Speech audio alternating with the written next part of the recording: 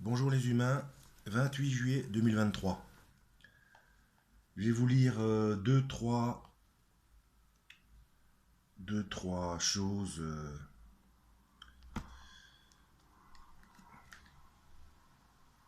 de mon copain, deux, trois définitions. Vous vous rappelez quand je vous ai parlé de l'athéisme, je vous ai lu la définition de l'athéisme, que c'était une doctrine. J'entends beaucoup autour de moi des gens qui disent «Ah non, non, moi je suis agnostique, histoire de dire je suis éclairé, je crois pas à toutes ces choses, etc.» Donc, je vais à nouveau vous démontrer l'arnaque des différentes formations intellectuelles des dirigeants de cette planète. Alors, agnostique, relatif à l'agnosticisme, qui en est partisan. Donc, on va aller voir agnosticisme. Agnosticisme, non masculin, doctrine philosophique, qui déclare l'absolu inaccessible à l'esprit humain et professe une complète ignorance touchant à la nature intime, l'origine et la destinée des choses. Alors dites ça à un météorologue, d'accord. Essayez de dire ça à un concepteur d'ordinateur quantique, par exemple. Mais pas que, hein. Donc déjà, l'agnosticisme, ça n'existe pas. Et donc les agnostiques non plus. Et ceux qui le disent sont endoctrinés. On va aller à l'opposé. Et là, ça va faire dresser les cheveux de certains. Je vais vous lire la définition. Connaissance des réalités divines de nature religieuse et ésotérique, supérieure à celle des simples croyants et donnant accès au salut. La gnose. Donc, comme tout ce qui existe, comme je vous ai déjà expliqué, tout, tout est pervertible. On peut tout pervertir.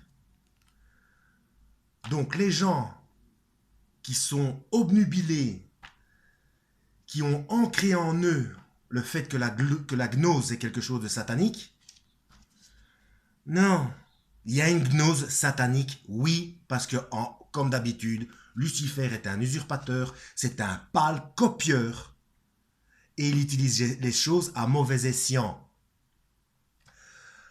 Alors, la gnose en tant que telle, donc, connaissance des réalités divines de nature religieuse et ésotérique, supérieure à celle des simples croyants et donnant accès au salut.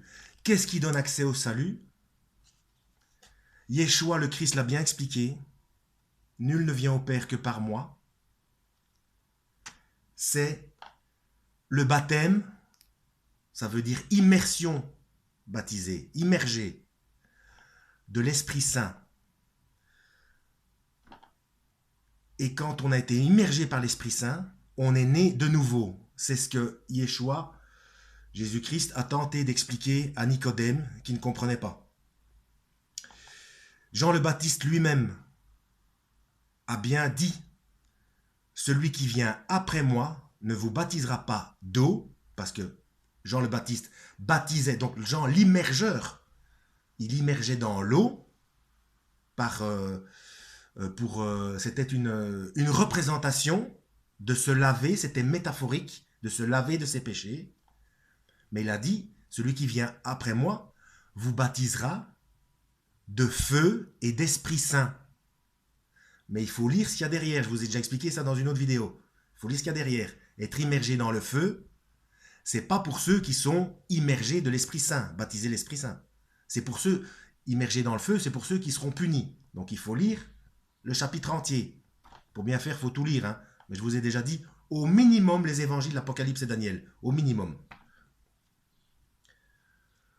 Donc, ceux qui sont nés de nouveau, ce sont des gens qui ont été immergés par l'Esprit Saint. Et le voile se déchire. Déjà, quand ça arrive, on sait que c'est arrivé. Et on sait qu'on ne sera plus jamais la même personne. Évidemment, vous expliquez ça à des gens qui ne l'ont pas ressenti, eh bien, ils ne sont pas d'accord et ils critiquent. Ça aussi, c'est expliqué dans la Bible. Hein. Alors, donc, ceux qui sont nés de nouveau, qui ont été immergés par l'Esprit Saint, sont automatiquement gnostiques, mais de manière divine. La gnose, ce n'est pas quelque chose de satanique. On peut en faire quelque chose de satanique. Mais à la base, c'est l'immersion de l'Esprit Saint. Alors, donc si cet état existe, partout où on parle de l'Esprit Saint, d'être immergé de l'Esprit Saint, d'être né de nouveau, ce sont des paroles gnostiques. Donc, des évangiles qu'il faut retirer selon les catholiques. Puisque la gnose, c'est satanique. Puisqu'ils ne comprennent pas le terme. Ils comprennent le terme que de manière négative. Et j'ai lu quelque chose. Vous savez que j'avais déjà lu le livre d'Enoch, où je n'ai rien trouvé. Lisez-le vous-même. Hein. Je n'ai rien trouvé qui contredit la Bible, à l'instar de quelque chose qui était là au départ dans les livres canoniques de la Bible et qui a été retiré par les mêmes. Ceux qui sont habillés de pourpre, d'écarlate, donc de violet et de rouge, qui sont parés de bijoux et qui sont assis sur des grandes eaux, donc beaucoup de nations et de peuples. Allez voir la définition dans l'Apocalypse. Et dont l'endroit de cette institution se trouve entouré de cette colline. Quelle ville, où toutes ces définitions correspondent, de cette institution, se trouve entre cette colline. Il était dans les évangiles canoniques. Je l'ai lu aussi.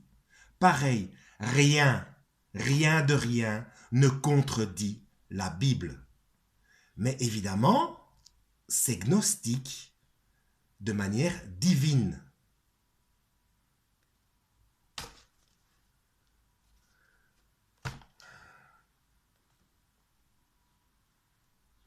Yeshua l'a bien dit, hein, quand vous comprendrez ces choses, etc. Enfin, je ne sais plus dans quel terme exact. Alors, Denis Stock, qui dit, quand on est baptisé de l'Esprit Saint, on connaît la Bible par cœur. Non, non. Qu'ils relisent les paroles de Yeshua. C'est bien défini que chacun recevra certaines choses. Certains le parler en langue, que moi, vous savez, j'ai déjà fait une vidéo sur le parler en langue. Hein. Moi, je ne comprends pas trop le truc. Si c'est pas d'un coup pouvoir traduire ou parler des langues qu'on n'a jamais apprises. Enfin, bref. D'autres, c'est le don de prophétie sans être prophète. Mais avoir le don de prophétie sans être prophète. Mais pour avoir le don de prophétie, il suffit de lire la Bible. Hein. Les choses qui se passent sont dedans. Et d'autres, le don de guérison, l'esprit de déduction, enfin voilà quoi. Chacun, il faut qu'on soit complémentaires. Il faut que nous ayons besoin les uns des autres. Donc on n'a pas tous les mêmes facultés. Voilà. J'espère avoir été assez clair. Faites attention aux mots. Sachez ce que les mots veulent dire. On peut pervertir n'importe quelle fonction, comme on peut pervertir n'importe quelle compréhension des mots.